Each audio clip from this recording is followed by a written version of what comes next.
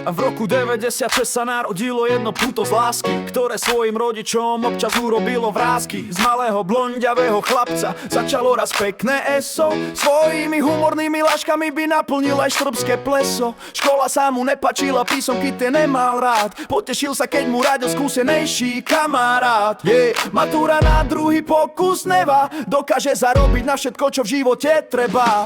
Pre rodinu prvé, posledné urobí, počítač a činky, to sú jeho hobby. Do Nemecka na sezónu prišiel a 6 rokov stále odtiaľ neodišiel. A teraz nejaké jeho vlastnosti, opíšem ho tu až do kosti. Je R-I-N-K-A-O-E, jeho meno taký ako on tu nebude a nikdy nebol. Rád sám seba oslovuje v tretej osobe, Rinko Ševeríček, hlavne nech je to v peknej podobe. Grgany by mohol urobiť Guinnessov rekord, rozprávať by o tom vedel celý dovolenkový rezort. Beatbox je takisto pre neho hračka, aj keď on o svojom tvrdí, že je to na na na na na na na na na na na.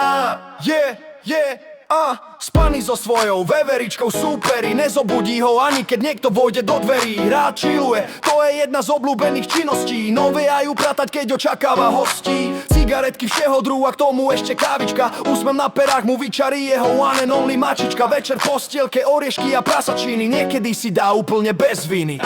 Multilingvistický čávo, to niečo nemecký, český, polský aj maďarsky sa dohaďuje. Tvrdohlavosť je jeho druhé meno, podrezaný jazyk ako staffordské plemeno. Prihraný hier na dávky v každom jazyku pozná, predstava spánku pred polnocou je pre neho hrozná. Ako nočná sova do obede prespí, príde nočná hodina a pri horore vreští. V kuchyni sa vie dobre obracať, Taliano s pizzou a cestovinami môže do sáčku od múky upratať. City ukazovať on veru nechce, pri vyjadrení lásky sa len ticho chce. Aj prezývka Isaac vznikla kvôli jeho ľadovému srdcu, ale netreba to už viac rozoberať a hrať sa tu na sudcu.